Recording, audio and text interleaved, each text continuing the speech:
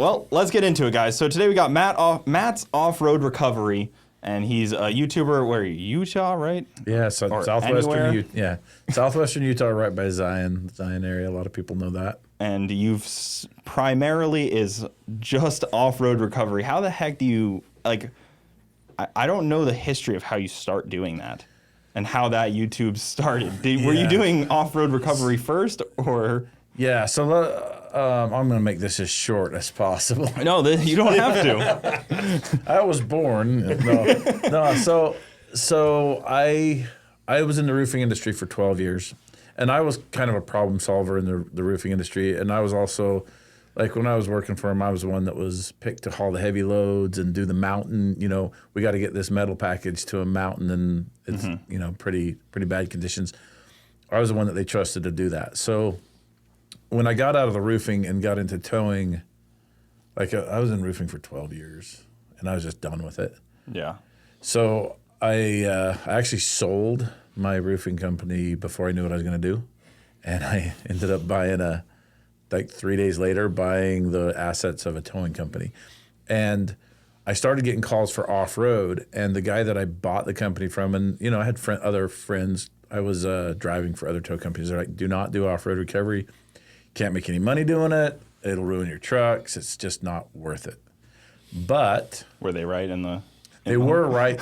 They were right in that way, but I wasn't going to stand for it. But you got out of roofing, which is arguably the worst. Right. I'm third generation roofers, so I understand. My dad, his only goal raising me was to not be a roofer. Right. So I get that.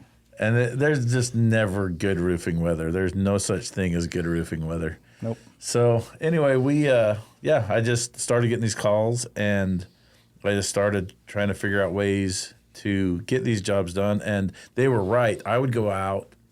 This is like real experience. So some college kids, no money, but they went to the beach at What San year Paulo. are we talking about here? We're talking like 2009. Okay. 2010. And so they're down there in their, $2,000 Corolla on the beach, and they're stuck. And they call me to come get them out. And they're way down there. And all I've got is a twin line wrecker that I can't drive down there either. So we're dragging cable. And, it's 107 degrees. And so by the time you drag enough steel cable extensions to get to them, I've got two other guys helping me, and we're all in trouble, right? Like, it's hot. And this is like first recovery, or like? Well, this is just pretty. Yeah, this is pretty typical. I was gonna say, like, that's your start. This is like the worst case scenario. It's a dry heat, though. Yeah, it's a dry heat. So yeah, so when you die, you won't steak. You'll just dehydrate.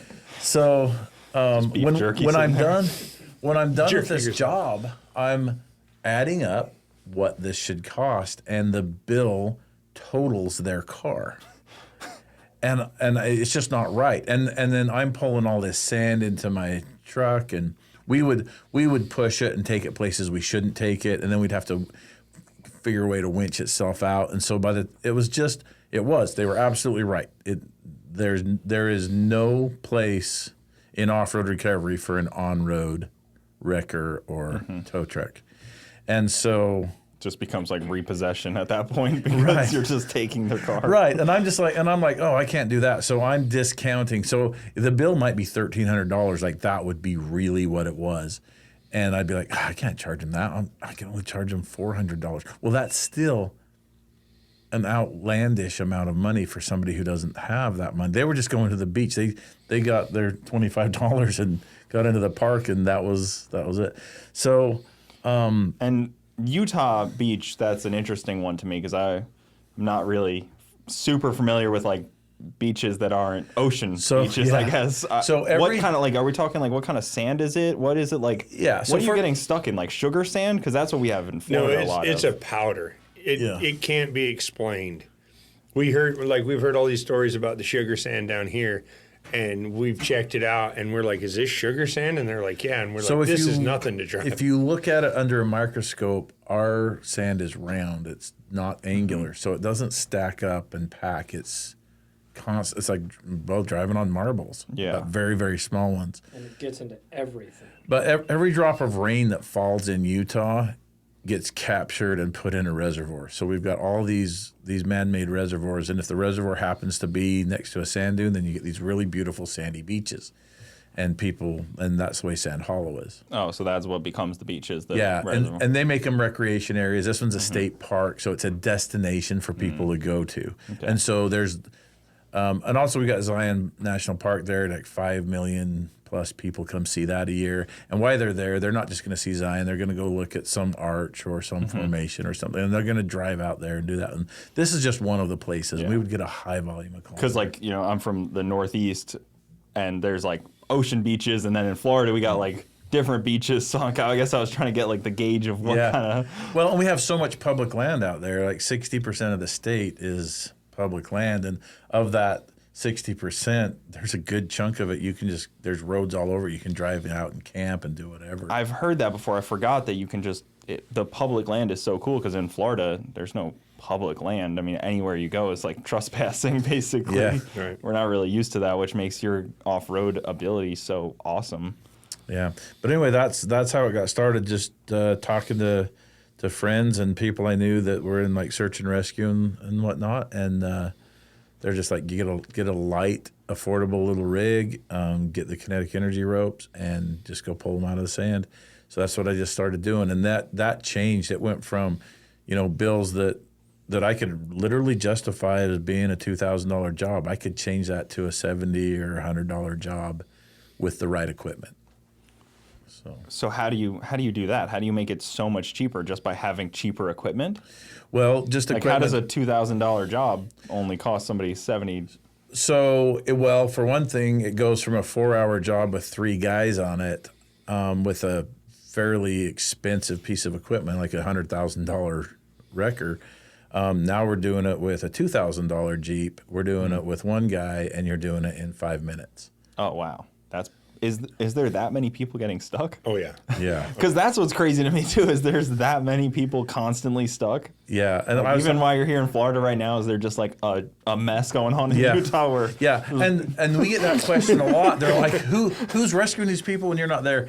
There's there's volunteer groups and there's other people in the business and stuff. So somebody's going to get them out. And if they don't, they'll still be there when we get back, and we'll go get them. Is there like an architect of person where they show up at the rental car place and they're like, oh, they're getting stuck. Like the car that they buy and like what they're going to do. Like, is it just assumed that some people are just? They're technically not allowed to take it off the pavement.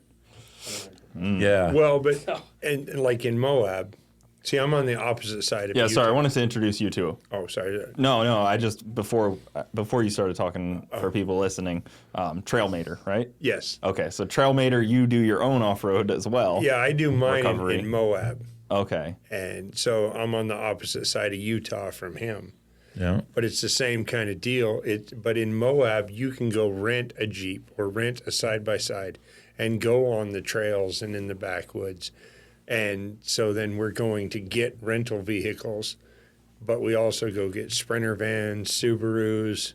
Mm-hmm. There was a minivan on Hell's Revenge, which is a rock crawling trail. Right. I was just going to say that. We have seen every kind of car in every kind of situation. You'll a Challenger, like a Challenger down a sandy wash, and you're like, and they drove downhill until they wanted to turn around, and now they're stuck, and you're like, oh, there's a Challenger down at the bottom of this sandy wash. We'll go get it. My favorite one is, it was going great. Oh, yeah. I'm like, then why did I get called? Because if it was going great, like I could have gotten out, but it's good you guys are here. Since you took time out of your day to come get me. Yeah, that's how I would be if I got my girl with me. I'd be like, I could have done it myself, but since you guys are here, sure you guys get the cool guy trying to play it off. Yeah, that happens a lot. Do it once you show up. Oh yeah. I've seen enough of your videos. I can tell you how to do it. Yeah, we've met every kind of person. Some are just really thankful that we're there. Other ones, like I said, they'll try to manage the mess that they got into. Well, I'd imagine it starts to get pretty scary after quite a few hours of being desolately stuck if you're in a rental car. Panic panic is real. I didn't realize it because the way I was raised and the way that I did things, I just don't panic. And not panicking is a great asset to somebody that does what we do, because we're in really dangerous situations. And part of the danger is the panicky people we're going to rescue. And to illustrate this, I got called on a job. It was winter, it's snowy, it's cold, there's a 20-mile-an-hour wind, it's single digits. And these two gals, college age, they called me. They had to walk away from their car to get cell phone service. And they were not convinced that I knew where they were. I knew exactly where they were. But it was really bad service. And I said, I'm coming to get you. And they said, well, are you sure you know where we're at? Yes, I know where you're at. Well, okay. They walked out the way that they thought I was going to be, or the way that I would be coming in, and stood there and were freezing to death. They were less than a quarter mile away from a car with 3/4 of a tank of fuel. And that was really eye-opening to me to be like, okay, when I have these people on the phone, I need to get them in a different frame of mind than they're in, because when I got there, it was like 911, get search and rescue up here. We got a frostbite victim. We're in trouble here. So anyway, that's tough, because you have to you almost have to talk to these people beforehand, be like, hey, I'm very forceful now. What are you doing right now? Yeah. They're like, we'll be out there. I'll have a flashlight. I'll be at the turn. I'm like, no, you'll be back in your vehicle. And they're like, no, I'm going to wait for you. And I said, listen, I'm going to find the car tonight, or we'll find the body in the morning. It's your choice. Like, I get that forceful. I'm sure you do too. Oh yeah, no. The arguments that you have to have with people are ridiculous. Or you need to leave the vehicle there, and we'll go get it in the morning when it's more visible. Yeah, that happens a lot. And they argue with me that the car is going to be stripped. Yeah. And I'm like, look around. Have you seen anyone else out there? There's not a roaming band of crackheads and side-by-sides that are stealing stuff. Like, they're just going to show up. Yeah, you're not like on the They're waiting for you. US border. They're waiting for you to leave, and they're just going to pounce. Like, you are literally in the middle of nowhere in some of those situations out there. And that, talking about the daylight versus night, it's exponentially more dangerous to rescue at night. There's just so much more. Yeah. Do you have to wait it out? Like, if it's at night, will you wait it out, or do you just go and rescue at night? We'll make sure the people are safe. That's the thing, is it depends. And it depends on how bad the job is. So if it's somebody just off the road, we can pull them out. But if you got somebody out on a trail, that is. Yeah, I was gonna say, like, how far out are these people generally? Like, are they pretty deep into like a trail, or are they kind of like just out in the middle of nowhere? On my stuff, it's because we have Arches National Park, Sand Flats Recreation Area, and Canyonlands National Park, and we cover all that. And it can be anywhere from 20 minutes from my shop to 3 hours away, just to get to them. But that's where I've done that before. It's like, well, can you leave the vehicle and we go in the morning? And they're like, no, it's going to be dark. And I'm like, I know. And the other one is that people frustrate me with is, well, how long is it going to take you to get here? Well, how long did it take you to get there? Yeah. Well, it took me 8 hours. Well, then it's going to take me at least 6. Because I'm not stopping and looking at the sights. I'm heading somewhere. Well, and then that's the other part of it too, is like the recovery is just half of it. Actually doing the trail is a whole nother part of it, because you have to have a vehicle capable of making the trip out there and then also rescuing them. Where did we do that job? It was a long ways back there. Oh, that was in the Needles District. Yeah. With the starter out on that Jeep. Yeah, on that Jeep. The starter was out, but the starter was so back ordered that we couldn't just take a starter in and replace it and drive it out.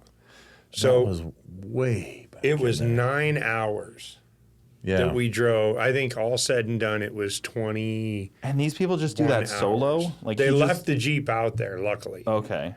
They were out there. They had somebody else, so they rode in with them. So then we needed to get the vehicle out there because the dealership's not going to go get it. Robby was involved in that job. He met us in Green River so that we could swap. You took it up to... I took the Morvair to Green River, didn't I? Or I did something, and then I hauled the Jeep to its final destination.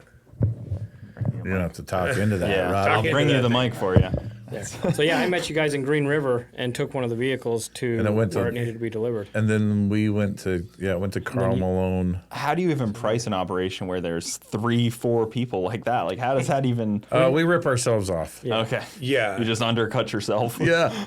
Well, and that's when it comes down to like, I have a hard time because I charge for my recoveries. As you should. Yeah. Well, and a lot of people do the whole, well, you do YouTube and you're going to film this, so you shouldn't charge me. And it's like, I have an extensive fleet of vehicles that are task specific to do what they do. And it takes a lot of money to build those and maintain them and all that. Like, yes, I'll make money on this video, but at the same time, I'm not out saving lives. I'm saving vehicles in a recreational sport. Like, they chose to go out there. Yeah. Like, I still undercut myself horribly bad.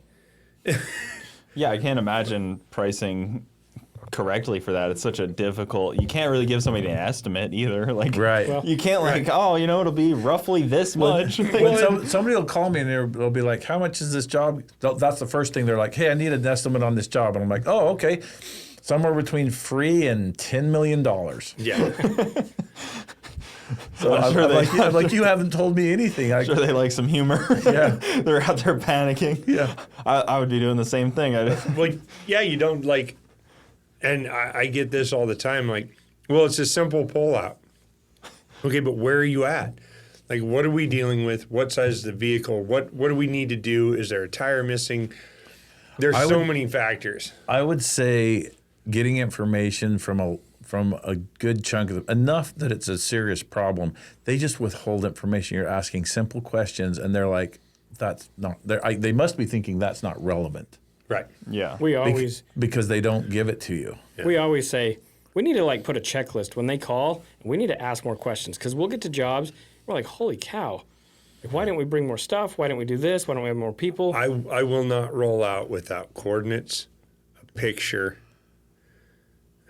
What's the other one? I don't remember. The other things, yeah. I need coordinates, and You I need to feel good picture. about it. You need to feel like, okay, I'm rolling with what I need to get Sometimes this job even with a done. picture. I mean, we did a box fan stuck in the mud, and we got there and we're like, oh wow, this is not.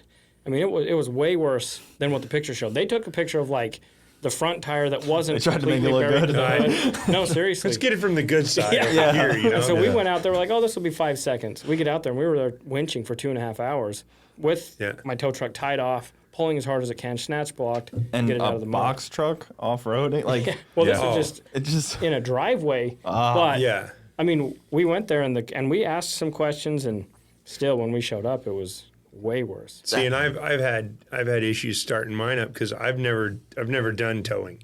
Like, these guys do towing, and then they've gone into off-road recovery and stuff. I've never done towing, and I never wanted to do towing. I wanted to do off-road recovery specific. And so, For the... What reason did you want to do off-road specific? well, I've always been into off-road, Okay. into off-roading. And so then I would always recover my buddies and whatever. And I just really enjoyed it and the problem solving associated with it. I really wanted to do it. But the crazy thing was trying to get into it and not threaten the tow companies in town because I thought I was taking work away from them. And it's like, I don't want to do what you guys do. Yeah. I want to do the jobs you don't want to do. They are totally different industries. They are totally different skill sets. They're a different way of thinking. They probably direct to you guys. Yeah. Well, and then you get to Moab, and that's like its own little world because that's the most technical recoveries you can get on. I mean, he's in an area that if you even go a foot off the trail, you're in trouble. I mean, you have to be. I would say his is higher stakes for falling off a cliff, like Oh yeah, higher fatalities. stakes of That's dying. a tough recovery. Yeah. Well, and like I said, it's just that whole, but like getting my name out there and be like, hey, I'm offering this service, and try to not threaten the tow companies because I'm like, look, I'm not after your work. I want to do the work you don't want to do. I'm going to build a truck that is built to be beat on and go out and do this stuff so that you guys aren't tearing up your really nice on-road wreckers that aren't designed to be out here. And once I finally got that across to both of them, then Yeah. then it was like, look, I'm not after your work. I don't Yeah. want your work. I want the work you guys don't want. Does it happen where you get out to help somebody and then you're like, like you could just get in the car and like get it out. Like you could just. He does that all like the time. they didn't they need to don't- actually be pulled out. They didn't don't need know how any external anything They don't know how to besides someone. turn the traction Yeah, control I was just gonna off. say. Yeah, somebody Yeah. that can wheel it a little better. Yeah, a lot of people, since it's a tourist destination, Sure, a they lot of hate people that. have never been in these type of environments. So, sometimes they'll just be psyched out themselves, and sometimes I actually have to pull some skills that I've developed to make it happen. But yeah, we do that quite a bit. That's probably unfortunate to have somebody come all the way out just to always- like drive your vehicle They're always better. grateful. Yeah. Oh, I'm sure they're. And They can't be anything but and grateful. I'm not in the business to make them feel bad. I want them, even when we're filming, I'm trying to make them, make them look good. And I'm not doing it just to like trick people. I'm just like, this happens. They weren't comfortable. Yeah. They made the right call. Way better than losing control and me fishing them out of the ravine that we slipped in. Breaking something because they got in over their heads. Overheating the car, just sitting there flooring it until it just lets go. Well, and then once you get done with a recovery and you've done your video, I actually have a conversation with them where I'm like, all right, we realize this was a mistake. We'll make you look really good on the video, but just be warned, the internet is going to eat you alive. But we cannot help that. That's the way the internet is. That is not our fault. Do not be upset. Don't read the comments. Yeah. Yeah, I've never Just stay ventured out of into the any of your comments. guys' comments, but I'm sure they're There's some a lot of vultures experts, sometimes. I would say. Oh yeah, they all know better than you. They all know how to get that stuff. yeah. Well, And and, they then would've they'll done it pick this way. sides too. They'll be like, Rory wouldn't have done that. Hey, Hey, Rory, you should watch Matt's Offroad. He knows a lot Leave the about this telling to stuff. Rory and Matt. Well, and that's a lot of the thing is I have a lot of tow people that watch my videos and go, well, you're doing that wrong. You need to do it this way. This is what we did in our off-road recoveries. And I'm like, I've never seen you here in Moab doing this. Yeah. So you're kind of speaking out of turn. Like, When you're going up a hill like this with a Jeep strapped to the back and you both got to get out. yeah, it's a whole diffment animal. But Yeah, it's the just so camera, fun. and granted, all these people are seeing this after it's been filmed and edited, cleaned up. But when you're on the trails, like there was a trail, the beginning of, I don't even remember which one it was, the one that we went up there and Hefe took his Bronco on and wouldn't take it on that trail. Cliffhanger. No, the one further up the river. I don't remember what the name of it was. Top of the world. It was Cliffhanger. You're right. It was Cliffhanger. You're always right. The king of Moab, right here. So You're the guy. I've Moab guy. seen Rory tow a vehicle up this rock pile, and in the videos, I'm like, I would have never picked it out. And then when I got there, it's like driving off a house.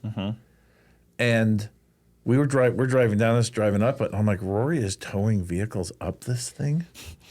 Oh my goodness. I have a lot of people that come out to Moab now because they've seen my videos and they're like, we watch it for the scenery. And so we've come out to see the scenery. And they'll get one of the tours and they'll go out on Hell's Revenge and whatever. And then they come back and they'll swing by the shop and they're like, I watch all your videos, but I had no idea what you were pulling these vehicles up. They're like, the camera does not. I'm like, no, it never does. That's how I've always felt. Like I've even seen like I think some of the better videos was when like Whistle and Diesel took his the Hilux down into that pit. Yeah. Where it's like that's where I had to Hell's get Gate. it out that of. really shows the depth of it. Where some videos like a little Jeep or a side by side are tough to really kind of grasp the size. But that kind of showed a pretty good. It's like watching the Olympics and being like, I could do that. Yeah. I don't think that guy's that much better than me. watching Gladiator probably football thought and that. yelling about how bad the quarterback is. Yeah. You're sitting there eating chips and you're like, oh, I could have done. I would have definitely done better. Eating chips off your chest, going, I could have thrown that ball better. Patrick Mahomes is a real bum. Yeah. Is there anything like? Have you guys just left like abandoned anything? What's the legality behind that? Is it littering? If you just leave your car? A lot of times it's going to be that way. There's going to be some fines if it's left there. We work together if there's something that makes sense if I'm like, oh, I've got to get some help in here. We've got other friends that are in the business that can help. So we're never going to give up. We've got network to do it. And sometimes, you got to get another head in there to think about what it is, but We had to get one off of a mountain I was just going to say. that had rolled down. It had been down there for 4 years because nobody could go get it. And then I started doing my towing and doing all this, the off-road recovery thing. And the Forest Service actually reached out to me and was like, hey, so there's this Jeep at the bottom of this ravine. Do you think you can get it out? And we went in there and, yeah, it took about, 6 hours or so? It was a good part of a day. Yeah, we got it winched up out of there. We actually had to roll it back over. You had to get a four-wheeler with it, too. It's still down there. Oh, it is still Yeah. there. Oh. We'll be back. Yeah, we're going back, but it was laying on its top, and we had to flip it over onto its side, and we took some control arm pieces up or some locating arms, and put the locating arms that had broke, we swapped them out with new ones, got the tire fixed and everything, and then got it back on its wheels, and then winched it up the hill and got it out of there. But yeah, we had to do quite a bit of work to it just to make it movable because of how trashed it was. And a lot of this, like, you get there, I'll get asked this, like, what's the plan? I'm like, I don't know yet. We're going to do the very first step first. We're going to fix these broken parts. Then then when that's done, what's next? We'll flip it on its wheels. Okay, then what's next? We'll do this next thing. And that's literally, you're just solving each problem individually, and before you know it, you got it up at the top. And you're fixing the broken parts sounds like a whole headache in itself. Well, you don't have to make it so it'll go on the freeway. Yeah. Well, and my truck has, we have onboard air, onboard welder, tools, scrap steel. I've literally cut parts off or cut metal off of my truck to weld it onto a rig just to get it off the trail because it's always easier to drive it out than to carry it out. Okay. Yeah. So that's one of the first kind of concepts. Yeah, like how can we drive it out? Especially where he's at. This? Some of these trails they're like 4-hour trails. Yeah. And so packing it out could turn it into like an 8-hour trail or longer. Pritchett Canyon is 4 miles long. And if you're running quickly with capable rigs, it takes around 3.5 hours to do it. And that's round trip back onto the road? So road to road 3 hours? Or is that that's road to where you want to go and then back? No, it's probably 4.5 if you run up to the end and back. So that's 8 miles. 8 miles. It's funny because it's not that far at least. So if you had to walk it, I guess it's possible. Oh, yeah. And we've done that before. And that's another thing that happens when we put the videos out. People think, and sometimes we are, but most of the time I'm not very far. I'm like within walking distance of home. And they're like, you are irresponsible. You didn't bring anything you needed. You could have died out there. I'm like, if I got hit by a meteorite, you're right. I would have. It would have been over. See, mine's the opposite way. I've gone out in the middle of the night and done recoveries with my daughter where we are completely cut off from the world. Yeah. And it's different when that happens. We do, because I've got the Arizona Strip where it's 100 miles and there's no cell phone service out there. Everywhere in Utah, it seems like you can hike to a peak and get cell phone service. Get out on the Arizona Strip and that does not work. Just nothing. Yeah, so when you go out there, it's a very different way of preparing and making sure that you're not going to be spending the I'm sure the whole night. Darkness without that light pollution that we normally get is just unreal. Oh, yeah. dark. We get, Florida's all light pollution. I'm not used to, no light pollution at all in the sky. I'm sure it's awesome. Yeah. You can get out there to where, you can see every star. Yeah, you can pick out all the satellites and everything. That's why a lot of times I run the lights on my truck, the flashing lights. I'll run those at night because I have. Well, they're amber and green, but I'll run them at night if I'm going out to get somebody, and especially if they're freaked out. Because they can see that coming from a long ways away, and it calms them down. I've heard that multiple times where they're like, we could see the lights and we knew somebody was coming. Have you ran across somebody and you're have to convince them that they're stuck and they need recovery? You're like, well, you're cruising back and they're sitting there thinking they're going to get out of it. And you're like, no, you're actually. If they're stuck, I think they know it. I feel like some people are like, oh, I'll keep working the wheel. I'll get it. It ain't going to happen when they get. There's not too many places out there where if you're stuck in a Charger that you're going to get out. If you're in a Charger, I'd imagine it's like drag racing where it's pretty ego-fueled when you're off-roading. You got a little bit of ego. Most of these people are just, they're not car guys or nothing. They've got a rental car and they're going to go see the arch and they elephant arch and they followed the GPS and they turned down this road and they drove down this sand hill and then they drove around till it wouldn't move anymore. And what do the rental companies have to say about all this? I actually get a lot of calls from rental companies because they know that we're in the area and that we'll get their car out without damaging it. So maybe they need to invest in not chargers and actually. Well, I mean, Jeeps will probably only. get stuck too, but they'll just be on their roof. See, and a lot of the rental companies that rent a vehicle in Moab, that'll rent it without a trail guide. Like a lot of the side-by-side companies have gone to, you rent a machine and you're driving it, but you have to follow their driver. Okay. So like they have a machine, you have a machine, and you have to follow. Then you can go out and do that. And my one buddy that owns a side-by-side company, he quit renting machines, and now they're all guided tours. And he lost $50,000 a year in income, But he probably saved. but saved more on not having a machine destroyed. Yeah. Yeah. Well, I mean, if you got a bunch of Polarises, man, they're gonna probably need a lot of work. Yeah. Well, and like you said, the Kawasaki's, the Terexes are like the least machine we go get. And a lot of the rental Really? companies use those and just beat them. The one company will literally drive them till a ball joint breaks. And then we go get it and haul it back to their shop. Then they replace that one ball joint and then run it again Send till the it next right one back breaks. out. That's funny because when those came out, they were kind of like made fun of by all the real Oh, side-by-siders. they just go like crazy. They're awesome just a rental machines. unit. Yeah, they're awesome machines. Because it seems like, now the Can-Ams and Polarises are so fast, but it's hard to justify those things going to beat them off road when they're 60 grand. That's the thing. So many people build them for the dunes. they're and stuff, and $50 a month. Yeah, that's true. That's what. That's what they're looking at. They run them like crazy, but any machine just doesn't hold up to the rocks out there. Like, I mean, you can jump one of the sand dunes, you can do anything you want, but you take it out to Moab and get it on the rocks, and it tears that machine up fast. Well, down here we have a lot of mud. So Yeah. that is so hard on machines. You use it for 3 hours and you spend the next 2 days cleaning it. Right. Because it's just caked. Everything you touch is Well, mud. it's so many people bring their machine up there from down here, Yeah. and they've got the portals and the big giant off the mud tires and all this, and they come out there and like, this is the baddest machine you've ever seen, and I'm like, all right, cool, and then I'm going to get them in an hour. Well, where's the ponds and mud? But like a lot of the rental Jeeps are all tracked, GPS tracked.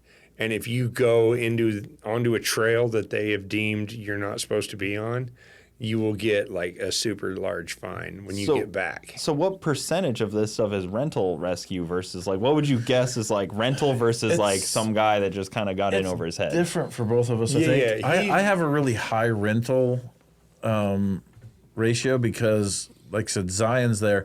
I'm not rescuing off-roaders in general. I'm rescuing the opposite of that. So, yeah, it's just rentals. It's cars, Jeeps, trucks, mostly cars, and then we have the rental side-by-sides. Unlike where he's at, ours are they just turn you loose, and most of them, if we go get them, they've been out for less than 20 minutes. So That's the thing is his area is an open ride area. Like you can go anywhere you want in that area. And Moab is a stay the trail area. Like you ride the track. Yeah, because like right you're there. saying, a foot off the trail and you're done. yeah. So riding sand dunes is a skill set. It's not something you're going to pick up your first time out. Yeah. It's still one. And I'm not they're getting. like, here you go. Here's this super fast machine that you are totally not qualified to drive. The sand dunes are that way. Good luck. And there's areas you got to learn how to read the dunes and you've got to learn how to read the tracks. And there's this area where if you look at it, it looks like it goes up and then just goes flat to a tabletop. It looks like you can hit it at 60 miles an hour. So they do. But what they're not seeing is the tracks go up and then cut across the face of that. And the reason they do that is because there's a big bowl on the other side full of jagged rocks. And we pick side-by-sides out of that bowl like Cheerios. Does somebody just wait around there? Like, do people kind of like hawk around in like those common spots, knowing that they're just going to be getting. Well, yeah, it's usually. It's not that common, but being that we go out and rescue them, it's because I've been to Glamis and like you can be so far out stuck, it's not even funny. Like that's like I couldn't even imagine if you got stuck out there, the rescue operation that would be needed because of how deep into the sand. I actually know the guy that runs one of the recovery rigs, and that's kind of what I understand about the riding the dunes. You kind of have to like. Meander through them. You want to flow with them, and if they're nudging you a certain way, you go that way. You don't fight them. You don't just bomb right over the top of it. You look for the lines you want to take, and then don't drive like me, right, Mike? Even when we were out there with all the side-by-side blog guys, we were like, one of the dude's dads got stuck in like a pit, like a deep pit, and it was not easy to get out, and he was pretty shook by it because like he almost kind of like sideways into it, but he like. Was able to roll in, but getting out was actually pretty tough. Like none of us wanted to go in because of how steep it was, and there's no speed you could get. So if you have a low horsepower machine, you're not getting out. You got to hope that you get enough speed to get that. Yeah, like you said, go around the bowl. Really, that's what you got to do. Just start circling around and slowly go out until you get going enough that you can get speed up and then hook out. Oh, that'd be pretty funny to watch. It's like riding on the walls at the motorcycle. Yeah, exactly. It's the same concept. Handing the guy dollars as he comes around. Yeah. They do that at our county fair around here. He grabs the dollars as he comes by. Watch him. It'll be practice. Yeah. Have you, like I was imagining crimes get committed somewhat out there, like any kind of things like that. Nothing across like. I mean, I've recovered stolen vehicles that they've gone running out there in the desert and got caught out there. See, like a camper or cooking meth or anything? No. We've picked up different campers for the Forest Service, and then we recovered an insurance fraud truck. So that was cool. Yeah. Where they jump it off a cliff. Oh, that's pretty fun. That's an interesting way to claim it because it seems like when you're out there, nothing else going on, like people get crazy. Yeah, they're not my most common, but. You'd be really hard pressed to create a scenario that one of us hasn't seen. He's recovered a plane, so he's got us beat. Yeah, we went on a horse recovery right before the off-road games. Okay, you recovered the horse, or you went with horses? No, there was a trailer with a horse in it. Okay, that was weird. Is the horse okay? No, it got it was bad. It was a weird deal. Cows. Oh, yeah, we had to go get a cow. We couldn't get it, but we took a snowcat in. Oh, yeah, you're feeding them, taking feed to them. So two bulls got stuck on the top of a mountain. They got snowed in, and they were able to locate them, but there was too much snow. They couldn't walk them out. So they got to them, and then they had to take a snowmobile a mile back up a river to get food to them. And so then we took our snowcat up to try to get them. Couldn't get it. Then we hauled 16 bales of hay on the top of the snowcat to where all they had to do was transport the hay like 1 mile instead of like 12 miles up a canyon. So that one was weird. I mean, we didn't recover them, but we helped keep them alive. What's your preferred season for people to get stuck? Summer, winter? What's the snow rough? From busy season in Moab goes from right now to Thanksgiving, and then from Thanksgiving to mid-February it's a ghost town. Really? And I don't kind of have mine doesn't really have a season. It's pretty much going year round. A lot of people getting stuck like in the snow. Yeah. Yeah, his changes from snow to sand. And we kind of have to have the two skill sets. We have a very special kind of mud there too. I haven't found it anywhere else. I'm not saying it doesn't exist somewhere else, but we have mud that is so slick that on perfectly level ground, your trailer wheels will slide rather than roll on this. It is just slick. So how do you handle getting through that then? Because lots of wheel speed. Just wheel speed. So if you drive timidly, you'll just slide into the ditch and you'll be done. So you're just doing these 4-wheel drifts, and you're doing weird things to make it happen. I don't know what else to describe it. You just use a lot. Have you been on one of those, Jake? One where the ground seems level, you park the Jeep and get out of it, and it slides away from you. Really? Yeah. And the trailer and all, because you go out often with a trailer. Yeah. So I wouldn't take a trailer. That would be a head. Oh, man. No. Interesting. So you have to have the two skill sets of sand Well, sand, mud, and snow. Yeah. And rocks. Okay, so there's quite a difference. There's a pretty broad, and I just have to deal with rocks. Giant rocks, though. I don't know. But Rory And can deal mountains. with all of it. He'll figure it out. None of us. I hate the None of us are experts all the time at exactly every single thing we're doing, but we don't stop. We don't quit. How do people get a hold of you guys then? Because that's interesting because you're YouTube famous at very YouTube known. So you kind of almost have to somehow be able to weed out like people just calling versus actual business calls. Yeah, lots of people want to call and just talk to me. We have a call center to weed that out. And then Sometimes they get through. sometimes they do. They work their way through. Yeah, they somehow figure it out. What do they say, just so the viewers know? Well, every single thing you can think of, they have my ideas. best friend. They have ideas to make it better. Some of them just want to tell me how much they like the channel, and all of that's great. I just don't have time to, Of course, field everybody's phone call. So yeah, any subject you can imagine, that's what they want to talk to me about. But we get a lot of referrals from other tow companies.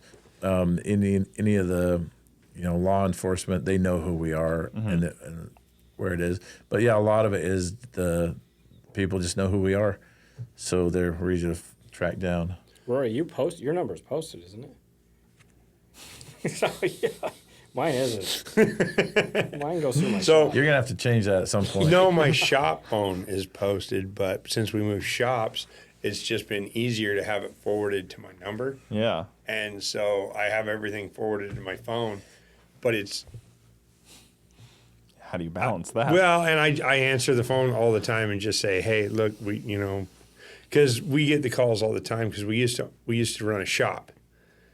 And so the shop is what got us to where we could just do recoveries. So now we do recoveries and people call and they're like, hey, are you still working on stuff? Hey, I've got this truck in Tennessee that I'd love to bring up and have you guys work on. I don't have time for that. Like I'm trying to do 1,000 things at once anyway. What did the shop do then? Just general repair? We were off-road? off-road specific repair shop. That makes sense. We were the only one in Moab for a while. But like I said, I actually moved back to Moab about 8 years ago with the intention to do off-road recovery. But it was like, you can't just do it. You got to get your name out there and make a reputation and get to it. So I worked for the off-road shop, and then the off-road shop decided, I just moved back to Moab, and then they decided to shut down, and they were moving across the state. And so I'm like, I just moved back home, to my hometown. This is my dream job. Now what do I do? And I ended up working a deal where I bought the equipment and inventory from the old shop, started my own, and then had it rolling. But I had the truck, and I started building it for recoveries, just specifically for that. And the truck is the Trailmater? Yeah. That's where the name came from? Yeah. That tow truck? Yeah, that's what I started doing because the old shop had done recoveries and trail repairs and stuff, but the mechanics used their own vehicle. So they would just kind of freelance do it? Yeah, well, no, so you would head out and the boss would tell you, here, take your Jeep and here's the grab tools out of your toolbox, and then here's the parts that you need to go put on this Jeep that's broke out here, and then you go do that, and then I'm gonna bill them for it. Yeah. Oh. And so that's a great business. You're gonna get paid by the hour. You get paid by the hour. Go take all your nice Snap-on tools and go out into the... And so I was like, I want to build a specific vehicle to just do recoveries. So I started putting the truck together, and then it started rolling. And like I said, it was rolling before I met Matt or even started doing YouTube. People were just like, man, you got to put what you're doing on YouTube. And I was like, okay. And so my first videos were some walkarounds of my truck. Here, this is what it is, holding the phone wrong, not knowing how to talk or anything, just straight up, here's my truck. Yeah, that's what we were talking about earlier. I'm sure you guys get the same thing. How do you start a YouTube channel? Just start doing it. I tell people, I'm like, well, if you really want to do this, you need to just be ready to do it and then tell everyone close to you in your life that you'll see them in about 1.5 years if they're lucky. Yeah, that makes sense. I need to tell my wife that. Yeah. That's just the way it is. Like, you have to devote everything to it because it's not just super easy. Well, especially because you guys, you have this nice, it's a unique opportunity where the business and YouTube work together, but then it's also tough because you have to work your business and then edit the videos and film while you're doing it because it's so easy to go out there, do this, and not film. Yeah. Like, hours go away and you're like, oh, shoot, I didn't even... Oh, yeah, all the time. Filming adds a layer of complexity that it's just not fun to deal with. Even, like, when you're working on a car or building something, like, stopping to film or set up a camera adds so much time to it. I can't imagine with a setup for you guys. In the shop when we're doing a shop video and we're like, here we are 3 hours later and we have this whole engine assembled and we haven't filmed a thing. When things are going bad, you're too grumpy to film, and when things are going good, you're too busy to film. Yeah. I use the joke, like, when I'm working on my car, like, the crew, the off-camera crew, like the TV shows come in. That's what you missed. Like, you missed that. Yeah. The 10 people showed up while I wasn't filming and put it back together, and then I pick it back up. Like, Mike did a good one because we were filming something, and I was like, we totally forgot this, and he's like, no, we filmed it. They just weren't watching. Yeah, exactly. They just missed it. They blinked. Yeah, they missed it. And it's interesting because I feel like what you guys do would have been like a TV show because there was a point where all of this kind of stuff was a TV show, towing and recoveries and all kinds of stuff. I've turned down 2 of them so far. Yeah, I've done the same. I've turned down multiple streaming deals, I'd imagine, at this point. Yeah, I've had friends that have done this, and I know people that have had TV shows. Some of them I know pretty well. Some of them I'm just watching kind of from a distance. I'm like, I don't want to give up the creative freedom that I have. Yeah, and yeah, I think it's the right choice. For sure. It's interesting to hear creative freedom because, like, you film almost situations that you didn't create, though. Which is, it's like you do creative. I'm not trying to take it away from you. No. Of course, I'm just saying, like, it's almost already in place when you show up, which is cool. So I'll hand you this. We have a pretty interesting subject matter. But there's other... I mean, you've got to do it right. You've got to bring the audience in with you. You've got to bring them in there and make them feel like they're hanging out with you and doing what you're doing. And that's a big part of what I think works for what we're doing. Yeah. I'm just letting them know what's going on. So it's just I think about it so differently because, like, if I don't make something happen, nothing actually happens. Like, you guys it's cool that things are actually happening and you get to document it, I guess. There's almost like a little bit difference there. But there's things that But you obviously make it your own. Yeah, maybe as a viewer, it's kind of hard to pick these up, and that's good because that means that we're doing it right. Yeah. And that's like, if we just film the video might be 5 minutes long, like if we film the job, but we like film getting gas. And we film, getting snacks, and then there's something, we're just talking to the camera. We'll be singing to the camera or something, just like if they were really hanging out with us. And you gotta kind of stay on top of that because the camera takes a certain amount of emotion away. Like when you're talking to a camera and you're excited, because like if we're in here and I'm like, oh, these are cool, whatever, and you're like, you totally got everything that I just was saying, but the camera for some reason was like makes it kind of look like you go, huh? Mm-hmm. Like that's kind of what it looks like. So for a camera, you got to go like, oh man, is this a top fuel piston? Yeah. And if I did that without a camera, you'd be like, this guy's a lunatic. You need that extra 20%. Yeah. And that stuff you have to do. That's the part I'm still working on. Yeah. You show up to some dude that's stuck and you're like, oh man, this is awesome. Yeah. Thank you so much. This is gonna look great. He's having the worst day of his life. And you're just like, guys, we're on another one. Yeah. Because it's such an interesting dynamic and it's cool, and I see that more and more in social media and YouTube is filming like a job and a thing and making it interesting and like something that happens on or off camera and making it interesting. This is how I distill it. We don't film interesting things. We film boring things interesting. Oh. See, But recovery sounds interesting to me. Well, it does. It may to you, but it's not Yeah. going to sound that way to my mom or to people in her demographic. And we have a really broad demographic watching this. Most of them are not off-roaders. They don't care about towing or anything like that. They're watching because somebody got them into it, and they enjoy the family aspect, the team aspect of it. Whatever they're liking. We found, because we've done other things, because we're doing shop builds now. I've done a couple of like, will it start and can I drive home in it?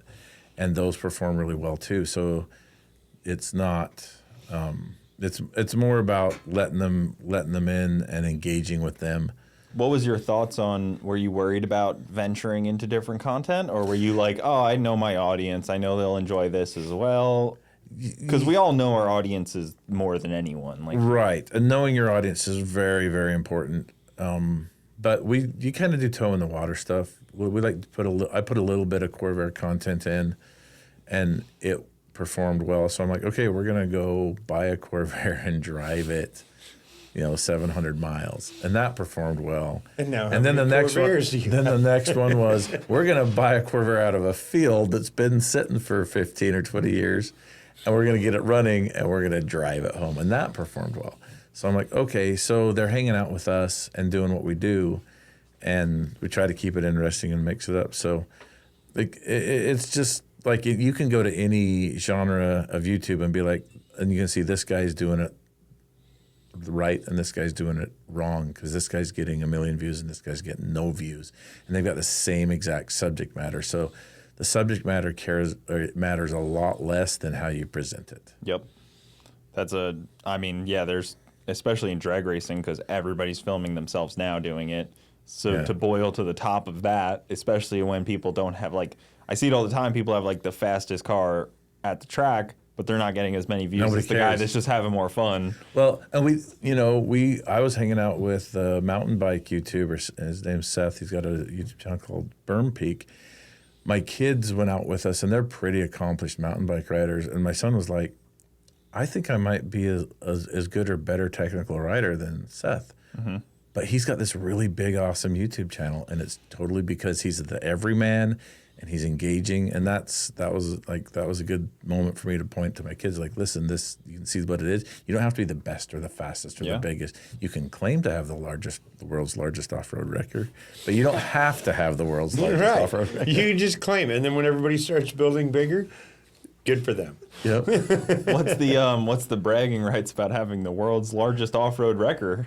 Well, is there a bragging rights? I didn't know that this was a record. Yeah. So Rory had Trailmator, and the first time I ever saw Trailmator, I saw a couple of your videos, but to behold it in right in front of me, I'm like, oh my goodness, this thing. I'm like, you can't fake this one. What a pile. No. Is it really that big? No. Oh, I'm just talking. I didn't think it was that big. It's not that big, but it's menacing. So it looks like it's kind of like a scorpion. It's mine was hunched built up. first, and then he decided to build his, and he decided to go over the top huge.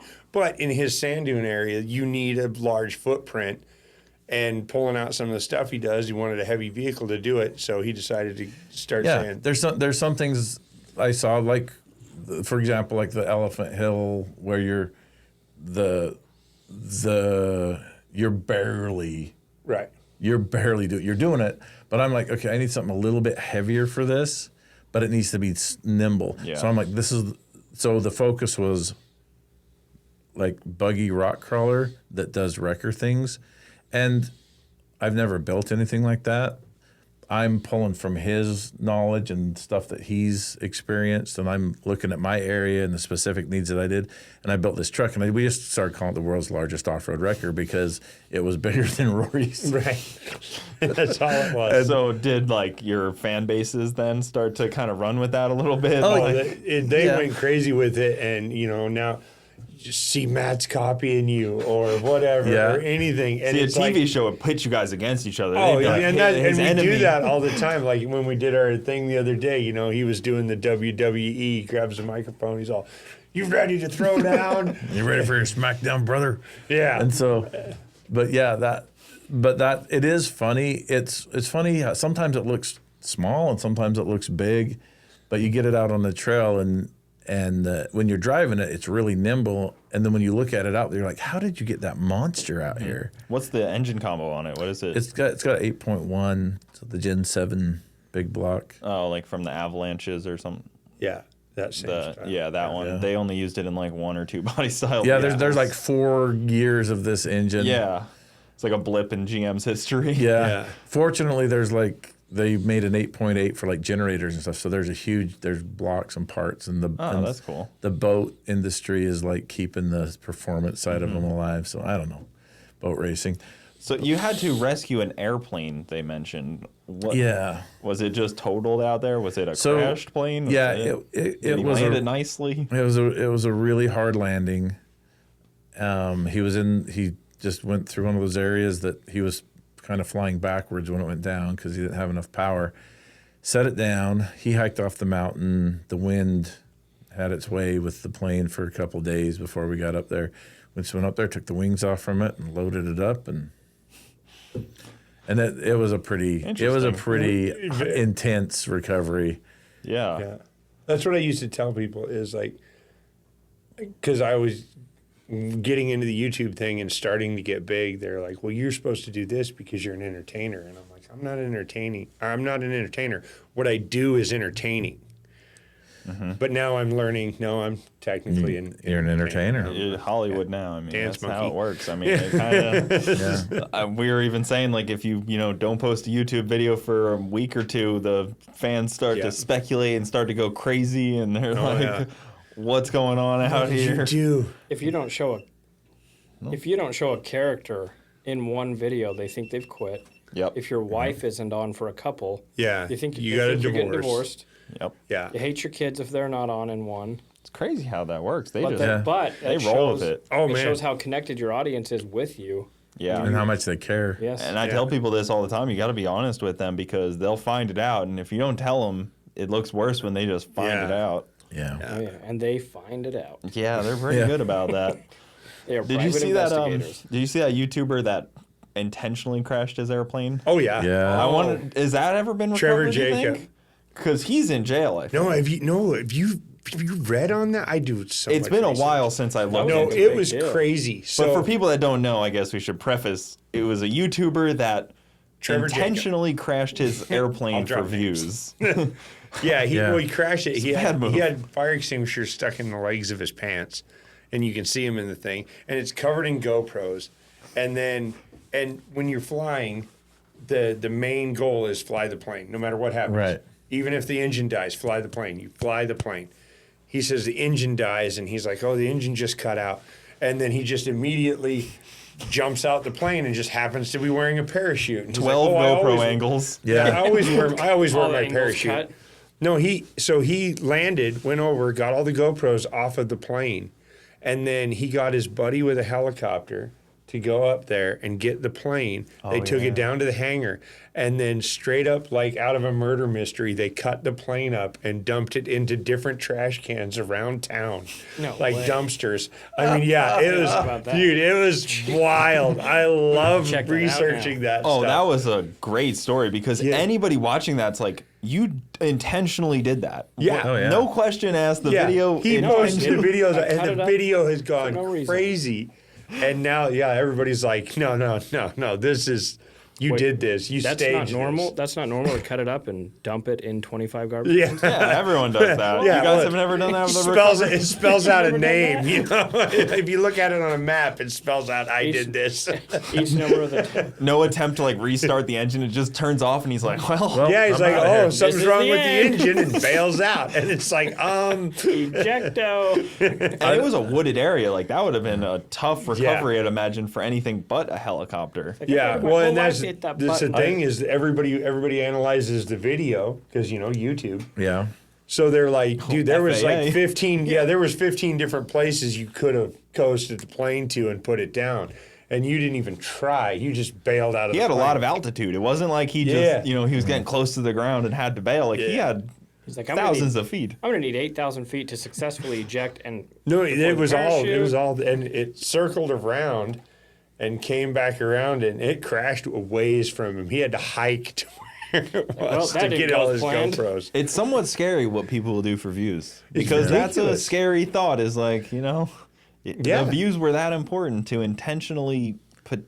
I think it's a federal crime to crash an airplane. Oh, big time. oh, Oh, yeah. yeah. He got Sally his thinks of that. license pulled. What's that? Said, I wonder what a Selly thinks of that Oh, silly. in jail. Yeah, it's a bad Well, deal. you did what? I only had to kill somebody to get in here. It definitely is unfortunate to be in jail for a YouTube video that you thought would have. I don't know what he thought best case that's all you scenario did? was. Like, Right. oh, people are gonna love this. I'm a hero. Like, Yeah, nobody will see this. The It's- FFA it's won't just- see this, or the suspicious. FAA, or he was like one step away from like, I rescued a cat from this airplane. Jump out with it. the kitty had a parachute. Well, what was even worse, he had his excuse was he was flying up to this mountain to spread his friend's ashes. Did he get the ashes spread? Tried the Anyway, sympathy he was heading up to do this, and so then he does like all this pre-trip thing, and he's like, well, I've just been talking, and there's these planes are so common to have issues that's why I'm going to wear my parachute today. I would. And it's hate like to nobody have to does jump that. out. Nobody flies their plane wearing a parachute. Yeah, if I ever saw any pilot put on a parachute, I'm gonna be like, today. I'm gonna take the next. maybe a Boeing. Yeah, we're gonna get on our 737 Max, and our pilot's gonna have a parachute on Friday. Be like, I'm gonna go ahead and stay. Yeah, that might make sense. You see the stewardess put I'll on take her. I'll take the next one. I'll drive across the country. So what were the off-road games? I haven't gotten a chance to watch that video. It looked They were juicy. awesome. Was this man's Is this brainchild. going to be a long-term thing? Is this like Yeah, we're gonna. after? It's this is your annual first now. one, right? This is the second one. Okay. So, yeah, we started it out. You look at it. Well, yeah. Well, we called it the Wrecker Games the first year because he had his wrecker and I was building one. Paul was completely redoing his. Yeah. Merlin had one. And then Eric from BSF. Wisconsin, he had one. Okay. Yeah, so he's one of the guys that I looked at for doing off-road recovery. When we got into this in YouTube, there was like 3 off-road recovery channels, Yeah. and now there's like 1,000. And But he's like, as soon as we get our records done, you need to come over here to Sand Hollow, and we'll do like a little event where we film it, and we drag some rigs up the trail or do something, do something. just as a little YouTube stunt.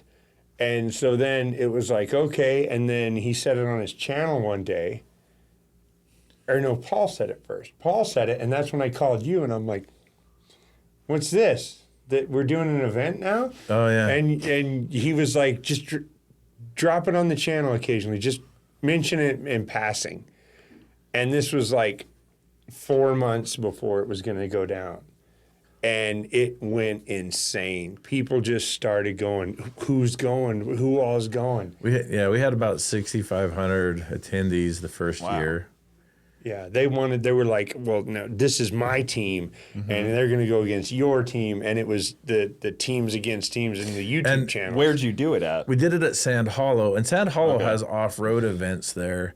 And what was really interesting about this particular event is there was hardly any off-roaders there. Like everybody attending was not into off-road. Just YouTube fans. Right. Just fans of the different channels. Yeah. And Well, that was the biggest thing is like Sand Hollow, the way it's laid out. Like you have a giant parking area that you can do a vendor show. And then you have all this parking in the park. Then you go under the tunnel and you go straight into this big rock crawl sand dune area. So you can stage a bunch of people here, give them somewhere to park, and then they're within walking distance of the event. And you can't do that anywhere else. Like to have that many people to spectate to see it. So what is the competitions then you guys are doing? well, the first year we just took some gutted rodeos up the trail. Everybody just did the same thing, and it was a success. Everybody left like this was crazy awesome. But I realized after the event, I'm like, these people would have come to see us without the event. Almost all of them would have come to see this. So this year I wanted to get more YouTubers there and then slow it down a little bit so that they could engage with their audience on the trail during the competitions and have some fun down there and then just meet them at the vendor show. So this year there had to be between 9,000 and 10,000 total attendees that Yeah, it was hit just this. wow. and they so we just this year it was we would team an off-roading YouTuber with a non-off-roading YouTuber, but somebody that was kind of in our like a social media person or like a towing person. No, just any type of channel. Like I got paired up with this girl Laura from Laura Farms. She's out of Nebraska. She's got a farming YouTube channel. Yeah. Robby was with Weston Chaplin, if you know. Oh yeah, Yeah. I was with James from Was he the Donut. sexiest man in Kansas City? Is his YouTube? Well, he was the sexiest man in Utah that day. So I was with James with Donut, and I mean we just paired. We had I don't know how many 30 YouTubers. Yeah, total. there was 14 teams, so 28 And the channels. and the premise was put the non-off-roading YouTuber in the vehicle, and then the off-roading YouTuber would, spot them and take them up through the Help trail. them get through the trail. Yeah. And it worked out pretty much like I wanted it to, because we're getting like Todd from Project Farm, if you're familiar with that. Mm-hmm. Like we're not like pulling YouTubers that have like makeup tutorial YouTubers or something. No shade on them, but Yeah.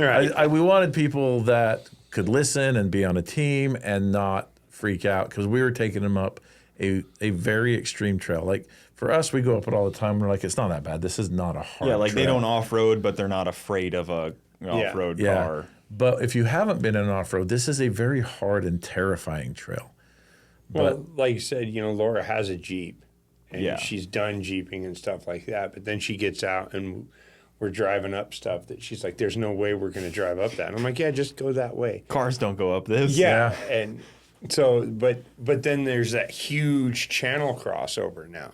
So you got her video that she dropped the other day, like almost every comment is like, "Yeah, I came over from Trailmater's channel to see yours, and I like what I see, so I've subscribed." So it's just a huge growth thing. We had the Vinwiki, we had Ed and Christopher. Yep. So like I just feel like we had a really good group of people, Yeah. and it was a lot of fun, and a lot of people. It's came out very to see similar it. to how, Garrett does it down here. You're down here preparing to race Freedom 500. Right. And it's pretty similar to that, where like people that Yeah. and I like when I see that Freedom 500 list and I see names that I don't even know, because I'm like, oh, cool. That's like a whole different Right. group of people that, Yeah, Right. and may just not have seen bringing, it. it's literally the Utah 500. Yeah.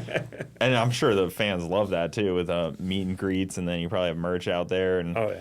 I'm sure the local event centers that you do it at don't expect, like the Sand Hollow probably didn't expect a YouTuber to show up and bring 6,500 Yeah. people there. Yeah, it's been a 10,000 people there. Yeah, it's funny. The first year we're doing this event. We need your help, to Yeah. the city of Hurricane, and they're like, just do whatever you want to do. And then all these people showed up, and they're like, the guy, Hefe, the president of my company, he's getting tickets for impeding traffic, and Because the line was so long. we need some help from the police in directing traffic. They're like, yeah, you don't need it. And then they're like, oh, you're getting a ticket for impeding traffic. I'm like, we asked for your help. We in tried. This. Yeah. Yeah. So- It's funny because we had a similar thing, like the first Cletus in Cars, it was like, oh, some YouTuber is just going to have some people at the track. And then like it was a pretty big event. And then it was like, oh, cool, some YouTubers going to have right, so now they're all over the Yeah, you place. kind of changed the tone Yeah. a little bit. Yeah. It's just interesting because people kind of often undersell. That's right. Yeah, the and viewership. we're doing, and I mean Cletus is doing it too. We're doing something nobody's done yet, and Yep. so YouTube kind of took the TV networks, I guess, out of the equation, all the producers and whatever, and you're just doing direct to consumer from the producer of the creator of the show, and now you've got them doing these big events and stuff and promoting whatever, doing that stuff, and it's just brand new, and some people are like, they don't see how big it can get, but there's some serious fans out there of YouTubers. Like, it's a big deal to them. There, like you said, that I said that on stage when I was thanking everybody, is like, this was the biggest event that Sand Hollow has ever had. The biggest off-road, I think the biggest event, but the biggest off-road related event that they've had.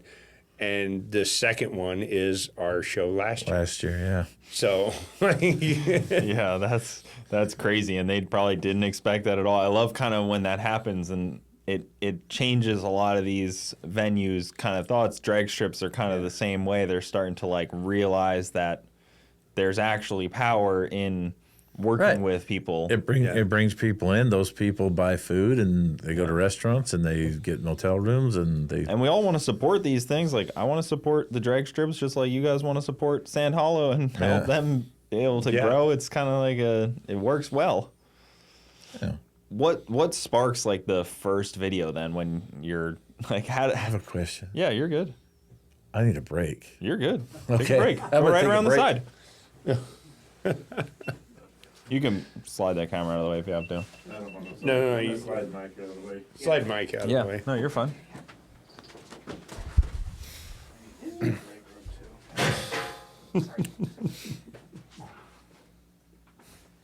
Sorry, we haven't been talking to you enough. We need to integrate you more. I'm just here. Get in. I feel bad when This is how it goes all the time. I'm just kidding. Here we go. When I'm around Rory. I'm just kidding. Just because I'm taller. Yeah, it's the height advantage. I know. My old employer was pretty tall. Right. I always get people that you're taller in person. Everybody says that to me. They're like, that. "You're a lot bigger in person." I'm like, "Well, how big is your phone?" You probably watching me on there. I've had a couple like, "Oh, you're a lot taller in person." I'm like, or a lot bigger in person. I'm like, taller or fatter? And they're like, both. I'm like, Oh. Thanks. Yeah. Nice to meet you. Right. Yeah. Thanks. Really good to have you. Have you ever done any like rock crawling or wheeling or off-roading stuff, or besides side-by-sides? I've only ever done it lightly in side-by-sides. Yeah. Nothing that I would brag about, really. It was just kind of like minor. So you've never crawling. been three-wheeled, this wheel 6 feet off the ground, thinking No. you're going to roll, and then you don't. I don't think so. It's pretty I've cool. only ever been to Moab. I've been to Glamis, so I got sand experience. Yeah. Really And that's fun. We don't have a whole lot of sand. I mean, we've got like a couple dune areas. Matt deals with sand way more than anyone. Oh yeah, that's the Sand Hollow almost. I don't really enjoy cold or snow that much. Really avoid that.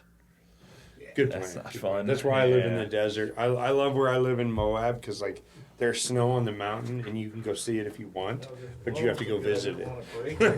Yeah. Like it's the desert down here. Oh no. What'd you do? Yeah, don't let me forget. I got a board that people sign when they come. I will forget. There's a likelihood of forgetting to ask people to sign. Sweet. It's been The odds are there. common. Oh, Garz is on there. Oh man, there's some names on there. Yeah. You know, I've been lucky. Have people like Alan connect me with people is always nice too. Alan's a good dude. Yeah. Seems I super like cool. Alan. We were Yeah. talking, we all need an Allen. Yeah. Oh man, Like I would a- kill for an Allen. He really shines as Garrett's business manager because he used to own the drag strip, Right. sold it because he wanted to do less, and now he does 100 times more. 100 times more. His wife was like, "Cool, you slow down. You got rid of the drag strip."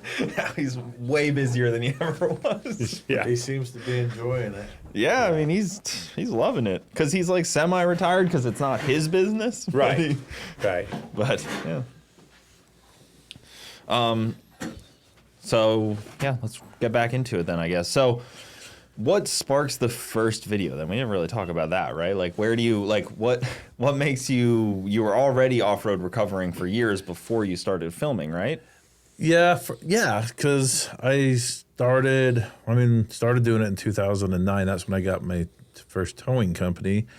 And then it was 2019 before I started filming. And it was just a long process. I had no... Wow, I didn't know it was so recent. Yeah. I thought it was longer than that. Yeah, it It's was... like right around COVID. Yeah, March, the last week of March, 2019. So we, I didn't have, I don't have any schooling or formal education in anything that has anything to do with producing videos, content. So That's the best way to do it. it was really hard. Like it was hard to just break through that first layer, which is, you just got to know things. You got to know how to edit and it's one thing to be like, oh, I'm not very good at editing, and another one to go like, what do I Google first to start editing. Like, and do you still edit everything? No, I edited for about a year and a half. Okay. So I actually had a friend edit the first like 14 videos, and that's when I knew I'm like, oh, I've got to get control of the editing too. And so I spent that time to teach myself how to edit. I got LumaFusion on my iPhone because I was running the whole thing with my iPhone. So I was filming with my iPhone, editing with the iPhone, uploading with the iPhone, answering comments on the iPhone. So you had hundreds of thousands of views just from your iPhone. Yeah. And hundreds of thousands of subs and everything. Yeah, and that's before you even switched to like. I have firsthand experience. You do not need expensive cameras or equipment. You can start YouTubing at the bottom. You can get the nicer stuff later if you want it, but you don't need it to start with. And so that was it. And it was just so when my eyes were opened, I did a couple things that I got some data back from that was like, oh, okay, we should do this thing that people are telling me to do. And one of them was I was trying to promote, and a lot of people do this with their YouTube, even in their Facebook, is I was promoting my towing company, Winder Towing. Yeah. And so I would take pictures of jobs that we were doing, and a rollback with a bad alternator in the Lynn's parking lot got 7 likes and no comments. And I'm like, okay. And then I would show my little Jeep hooked up to a Dodge diesel truck with a toy hauler in the sand buried up to the axles, and it would get all these likes and shares and just all these comments. And I grew this big audience on Facebook, and a lot of the comments were some version of, I would like to see that Jeep pull it out, or there's no way that Jeep pulled that out, like those kind of comments. And so, but my friends were always like, you should put this on YouTube. You not only would it be cool because we could see it happening, but you could make a business out of this. But that wasn't real to me. That last part of it wasn't real, and it took a long time for me to make money on YouTube. Realize, because I'm like, you got to just keep doing it. You got to keep doing it, and when I started getting serious about, hey, I should do this, I just started researching YouTube on YouTube, and Were you even watching anybody at that time? Were you even like paying attention to YouTube at all? Well, YouTube to me was mostly how-tos. Yeah. And I didn't really seriously get into really watching YouTube regularly. Like personalities, I would say. Yeah. Well, when I started, I got my Jeep and I'm starting my off-road recovery. I'm not even close to filming yet, and I'm watching Bleep and Jeep because I'm like, what causes death wobble? And Bleep and Jeep pops up. Yeah. So that's how I got started. It was a slow, long process. And then when I did decide I'm going to do this, I did that thing. We kind of already touched on it. I'm like, okay, channel on birdhouses. This guy makes birdhouses. They're not even that good, but he's getting a lot of views. This guy makes really nice birdhouses, and he's not getting any views. What's the difference here? Oh, this guy's engaging and communicating with his audience, and he's interesting, and this guy is just really technical and by the book. So I'm like, okay, I've got to somehow copy what this guy's doing, in my own space. So I worked on. I spent. This is about. When I think about this, I get embarrassed because it was an embarrassing part of my life. I would go into my office. This office almost this big. And I'd sit in here and I'd prop my phone up and I would just talk to it. And I'd just be like, okay, what did I do today? And then I'd just tell the story of what happened that day. And then I'd go back and watch it and I'd see that I was like real super nervous. You probably saw me nervous when I got in here. I was like rocking this chair back and forth. Because I get nervous. Still? No, oh yeah, still. But hundreds of videos still? Yeah. So I would do that and watch for my nervous tics. Am I touching my face? What am I doing? What am I doing that's off-putting? Yeah. And then I just worked on that. I got 100 hours of that footage that no one will ever see me just practicing. Yeah. I'd be out there at 7 o'clock at night. My wife pops in the door and just starts laughing at me. She's like, I don't know what you're doing. And she didn't. She had no idea what I was doing. So you did hundreds of hours of basically acting coaching of yourself. Of myself. And watching for everything to try to make yourself palatable for entertainment. For how I practice. So then I just started filming these videos, and that changed everything. That changed the whole job. It was so I don't know, is there a word for how I felt pulling a camera out on the jobs? It just seemed very awkward and weird and unnecessary, and like somebody's going to call me out, like my dad's going to come and tell me to stop that right now kind of thing, I don't know. And it is unsettling. Like, is this allowed? Yeah. Can I do this? And I filmed a couple of them. We got them edited up. I think we edited 5 videos and then dropped all 5 of them at once. And then I did a thing you never do. I told my Facebook group that I started a YouTube channel. And then I just completely abandoned my Facebook and just focused only on YouTube, and it grew really fast. Yeah. So that's how I got into it. Yeah, I mean, you have almost 1.7 million subscribers since 2019. That's a pretty significant boom. I'd imagine it must have caught on pretty quickly. Yeah, it really. We already had an audience, so it's I'd grown an audience, and Facebook probably hates me for pulling everybody off of there and sending them to a competing platform, but that's what happened, and then. It's been tricky just keeping up with it because I'm finding myself in a place that's bigger than I can manage, and I'm hiring people that aren't experts in this field, and so it's How are you split right now? How much of it is YouTube and how much of it is recovery? Like your time. So I closed down my towing company. We don't do any for hire towing at all. It's all off-road recovery. So I'm pretty much working every day on some aspect of it because we're a fabrication company. We're an off-road recovery company, 24-hour recovery company.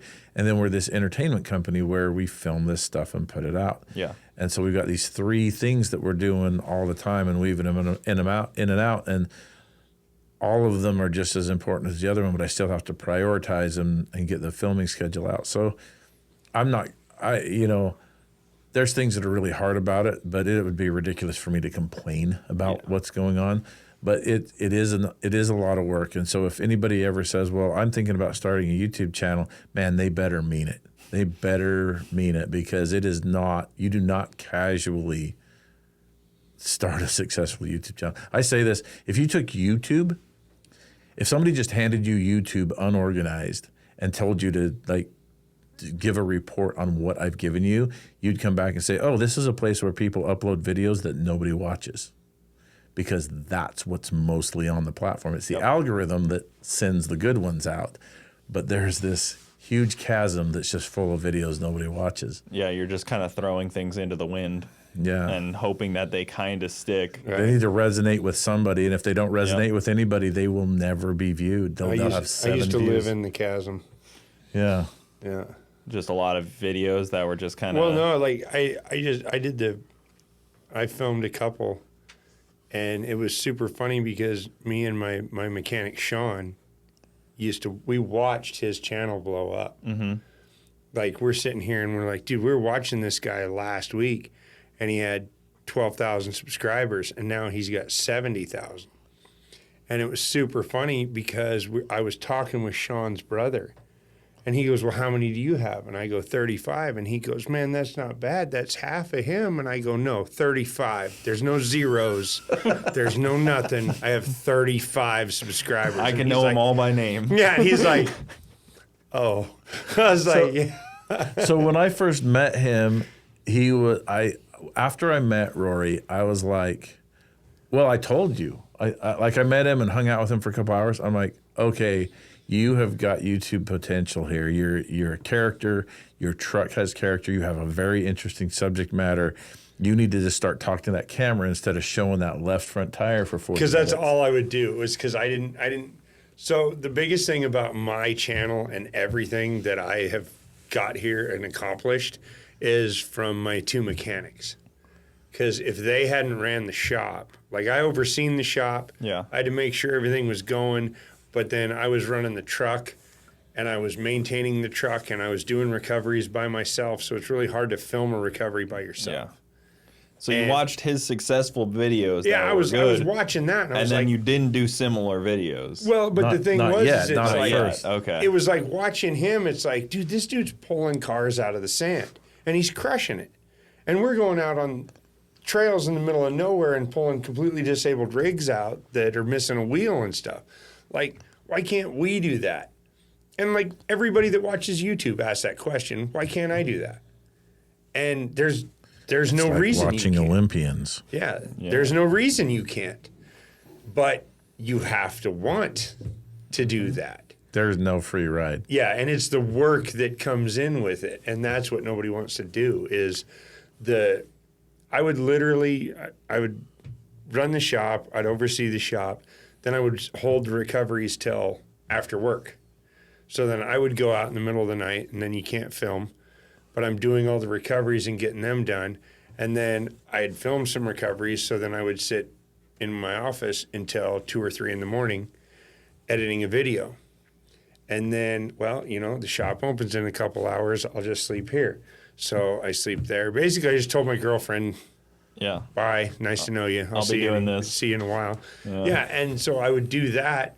I had nobody else to do anything, and so then I would drop a video here and there, and they were always sporadic.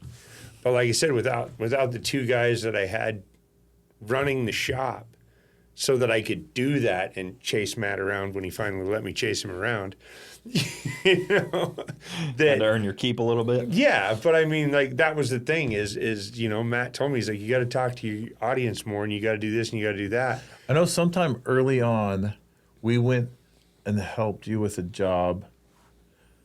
I don't know if it was at the sand dunes, and Jamie filmed you, and she forced you to talk to the camera. I was helping you because that guy had broke out in your sand dunes. And you're like, do you want to do this? And I said, well, I have a welder on my truck. And you said, let's go out Yeah, there. so we were coming back from Johnson Hammers, Valley, yeah. and that job came up. I'm like, do you want this job? And you're like, yeah, let's go do it. Yeah. And so then I just gave the job to Rory, and then my wife filmed him and forced she kept him. grabbing my phone or my camera and whatever. And she's like, talk. Rory, what are you doing? Why are you doing that? And see, if I did that, helps a Rory would lot. be like, get the heck out of my face. But Jamie's like, Rory, and he's like, well, I'm doing this thing. He's like, yeah, I'm doing That actually Howdy, helps ma'am. a lot to like have somebody kind of prod you to start talking a little bit. And then that video did really well. And I wasn't on the thumbnail, and I don't know if I was I in the tagged title. him. You might have tagged me, but it doesn't matter. It doesn't matter. The biggest YouTube shout out in the world is worth nothing if the video you're driving traffic to won't keep people there. And that was a good video. And it was all Rory. Rory was talking to the camera. So I think there's just something so satisfying after your guys' videos of like the success of something working, and every resolved, single video kind of stands alone, which is Yeah. nice too. You don't have to, you could just watch any video and you're like watching a whole storyline start to finish, something stuck and getting out. Yeah. Not like a car build series where if you missed the first 15 videos, you're kind of lost. Right. yeah, It's cool to have like a story arc per video. Yeah. So that kind of gives it a nice like that definitely helps. And in they all our end like in that. our shop videos, we try to do the same thing. We even though that it is a build series, we don't do them like a build series. So we try to pick up at the beginning of the video and then end with something done that we can show, something visual, so it can Have stand one alone. problem that we solved at this point. Yeah. Yeah, it's such a different world, Yeah. YouTube, than like TV, and And that's what I love to hear, that you turn down streaming, because a lot of people in your position would have been like, oh, shiny thing, like, Right. they want me to do The this. weird like, I'm thing in. is a couple years off, I would have jumped on that. Yeah. But now it was like, no, it's like I have control of this situation, and I'm making money for me, because that's what the one producer said. He's like, I'm going to write you a huge check, and I said, you're going to write me a huge check once. I said, YouTube's writing me a check every month. Yeah. Well, You then know. you look at all the people that did have deals, and what are they all doing now? They're all on YouTube. Yeah, like I mean, Diesel Brothers they're big in the recovery stuff too. Yeah. Yeah. He's got quite a few different interesting rigs that Yeah. he uses to recover. They're all kind of YouTube is super good. unique. I watched an interview that he did, and he's talked about how much better YouTube has been for them than when they were That's crazy. Like, it's crazy to hear from someone like that who had probably the biggest discovery deal you could have to now be on YouTube. Even like you look at like Gas Monkey he's mostly on YouTube now too. I don't think he's got a discovery deal anymore. Yeah. It's just such a better outlet for the kind of stuff you guys do. I agree. Cool.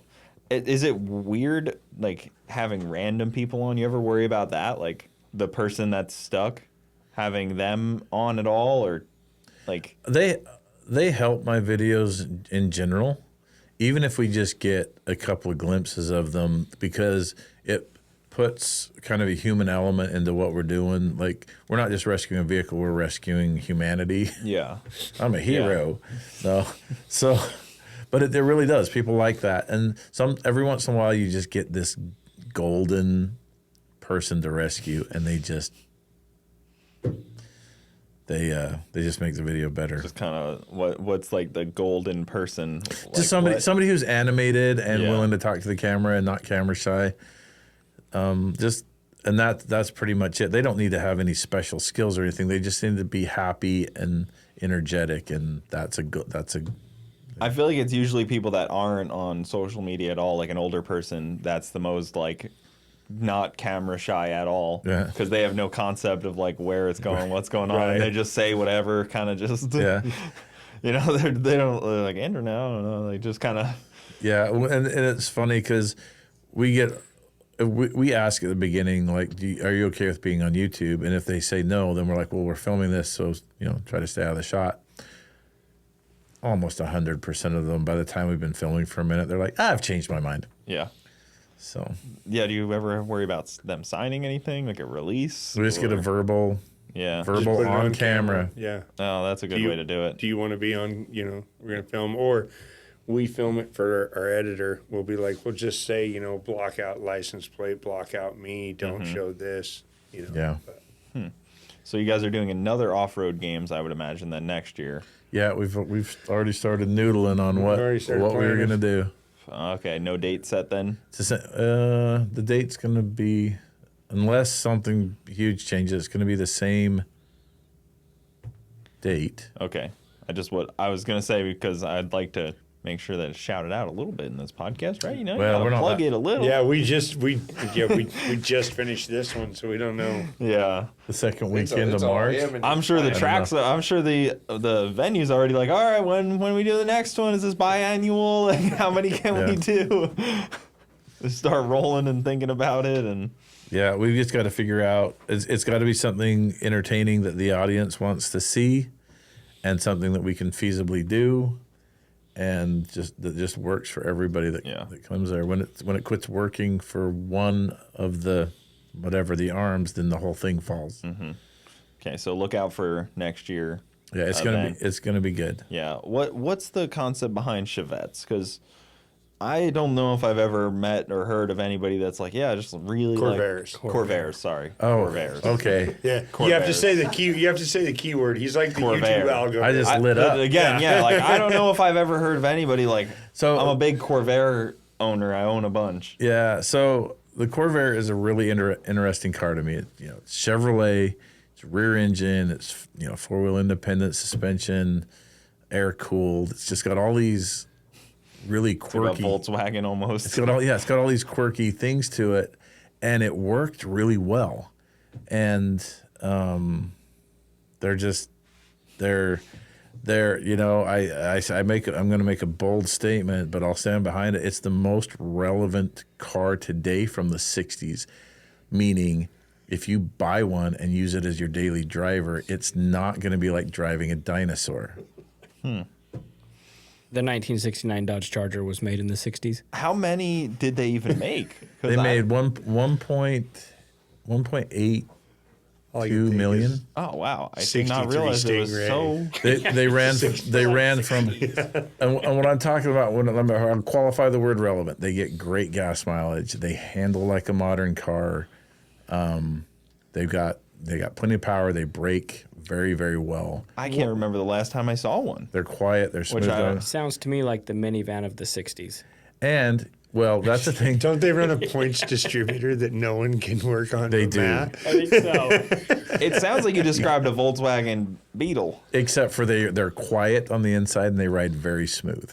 Okay. So it's more like getting in a GM car from the '60s. So they're smooth, they're roomy, they're quiet, they got carpet. And you have a dozen of them? I don't know. It's a couple of them. So they made 1.8 million. But You what's kind of own cool? 1 million of them, 1.8 million. and you own 1 million of them. I know half of. 40 Well, this of is them what are I on the say. road still. Because people say they're like, I don't remember the last time I saw one. And I said, well, they made 1.8 million of them, and not one of them's been crushed yet. They're everywhere.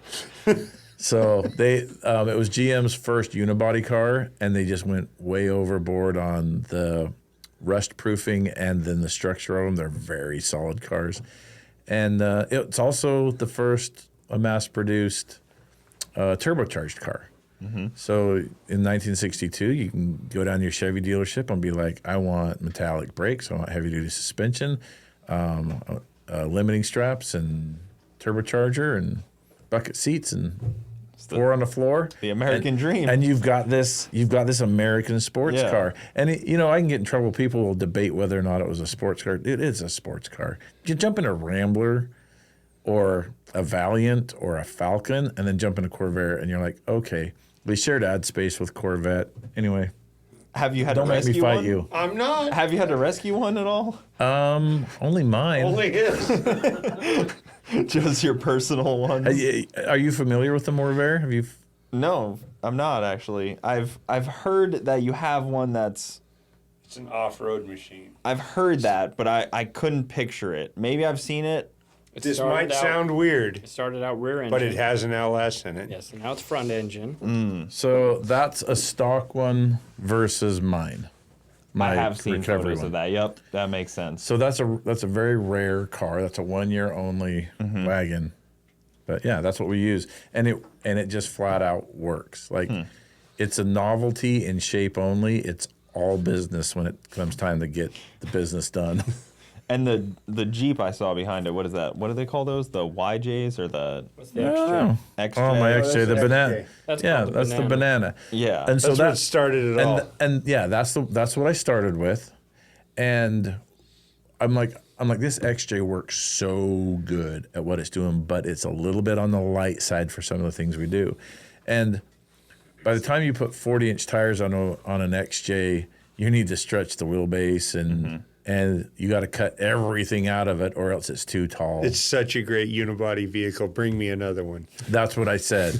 That's exactly what I said. I said, if the XJ works so good and it's basically a Corvair wagon, why wouldn't the Corvair wagon work? These guys are laughing, but it's the truth. So I mean it works. And so we put it on 40s. It's on 1 ton Dodge axles and LS. And I've always been very impressed by that Jeep. I'm not a Jeep guy, but that one just seems like they did something right in almost every aspect of it. You're talking about the Cherokee, The the XJ, XJ? yeah. Yeah, They're unreal. It's like that's what I'd say. You get all these guys in their $100,000 Jeeps, so 40-inch tires and lockers and all this stuff, and they go up this really hard trail, and then you hear this.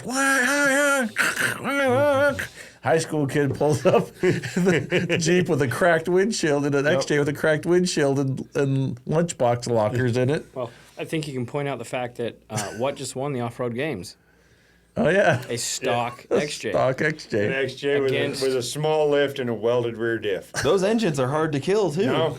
They freaking run. That's what I run in my buggy because It went up they'll against go forever. very I can run it on its lid for a while. What would you say is like the optimal, off-roading stuff that you guys see? Like some Toyota stuff? Is it mostly just Jeeps? Straight axle stuff will always dominate. It's a mixture of rock crawling. everything.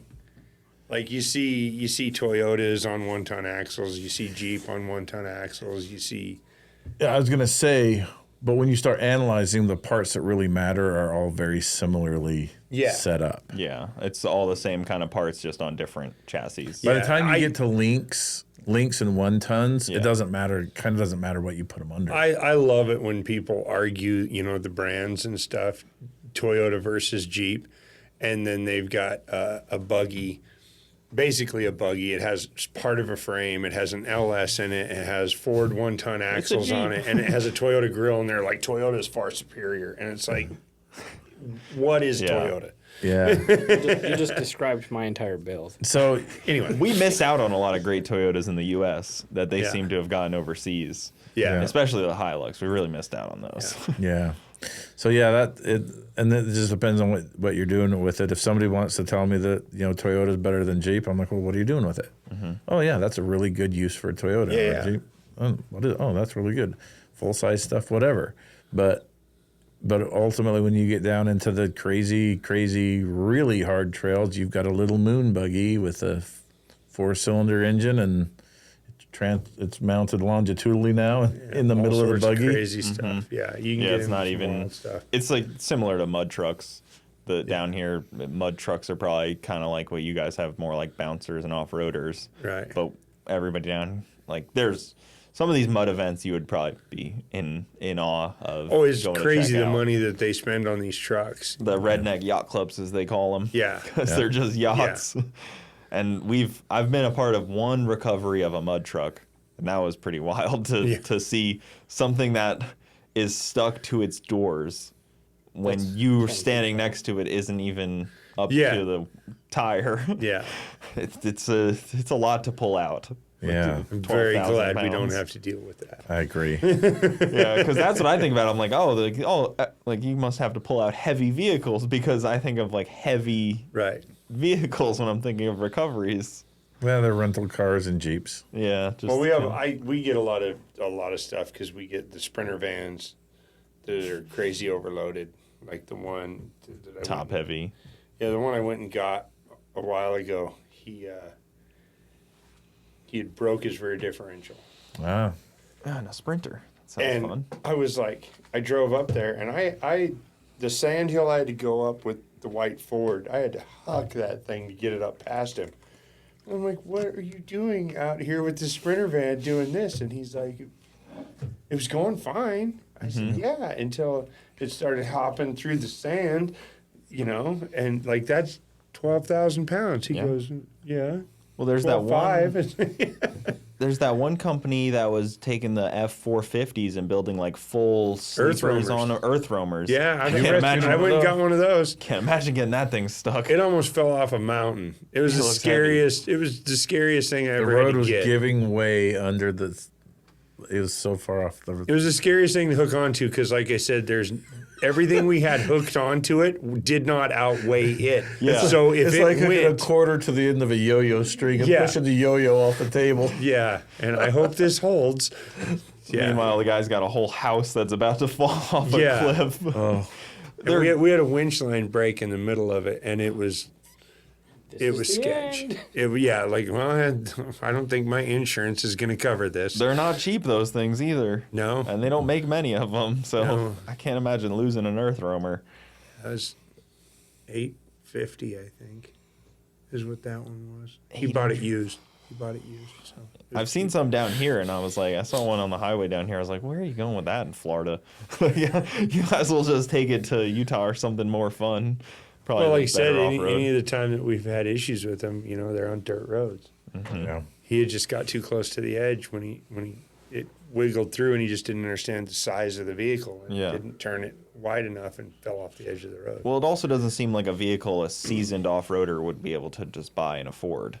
Yeah, Like that's They're more not like off-road vehicles. They're like level dirt road vehicles. they're a like yacht. a field. Yeah, Yeah, they're Good grassy field. If you've got like a county maintained gravel road, they'll do that. They are a status symbol. Yeah, You know, I can see that. Look There's a what I lot of have. status with it. Yeah. Oh, absolutely. They're awesome looking, for sure. Donut tried to take theirs on a legit trail. That wasn't even an earth roamer. That was a different, but same size thing. and style. F550. Yeah. Heaviest vehicle. It was Ford so makes. heavy that it broke. It twisted the mid shaft on the rear drive line, Yeah. and then broke one of the stub shafts on the front axle. Yeah, that's an unfortunate thing to get stuck and have to get somewhat out. And that's where I feel like, not to take anything away from you guys again, but like Diesel Brothers, they have some serious rigs to get things out. Like, Yeah. I don't not many people have stuff they're like just, that. Yeah, they're just, those rigs, they're impressive and do things. They're just not going to go. Yeah, they're not going Where- to go to the places that we Yeah. can go. Because you guys can nimbly and you understand Yeah. the terrain better to get to those places. Yeah, but I mean, there are certain issues and recoveries that we've done that I'd love to have a bigger truck with more cable and more, like Heavy D has, to be able to get into that. But to do what we do most of the time, we would never need something that big. Yeah, I think I saw one where he was stuck in like the salt flats. Yeah. Oh, yeah. Out And that you need like a wide tire for. Off-road recovery is such a specialized business too that the equipment you use evolves completely different. Me and Roy are both in the desert Southwest. There's sand and slick rock in both of our places, but the style of recoveries we do, we have totally grown different. If I arsenals. did recoveries in his area, my truck wouldn't look like it does. There's so much Yeah, I'd same. change about it to work in his area. Yeah. Yeah, his would have to be altered for more sand capability, and mine would have to be altered for more. Stability. Yeah, Because the side hills are insane. yeah. I'll have to come check it out someday. That's on my bucket list of places to go. Both of them. Moab for sure. Yeah. Because that seems just awesome. Yeah. It's like one of those peak dream locations, I would say. It's neat. But guys, this was awesome. Where can everybody find you at? What channels? What can I put in the description for all the channels for finding you guys? My name's Robby Layton, and I have Robby Layton Nation on YouTube. Robby Layton Nation. Yeah, sorry I didn't introduce you. That was bad hosting. I'm just watching. I'll always admit I'm a bad host. I'll do that. No problem. I'm a horrible YouTuber, so don't worry about Yeah. it. Same. I don't speak up. I'm here for it. So Robby Layton on YouTube. I'm Matt's Off-Road Recovery. Off-Road Recovery, if you guys don't know. Yeah. And Trailmater. Yeah, I'm Rory with Trailmater Off-Road Recovery. Trailmater. Yeah. Seem like you're pulling something up over there. I don't know if I'm just trying to find a picture for you here. Yeah. But I'm horribly disorganized. It's hard to organize photos. I don't know if you've seen this or not. Are we not all? Probably not. I'm bad about keeping up with things that don't fully correlate with drag racing Right. for the most part. I stay in my lane pretty well, I guess you could say.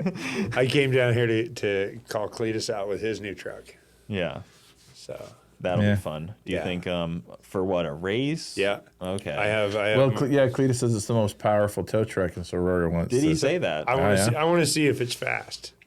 Isn't it just an NA big block? Yeah. It So I just probably makes what, 400 horsepower? well, for the off-road It'll be games. different by September.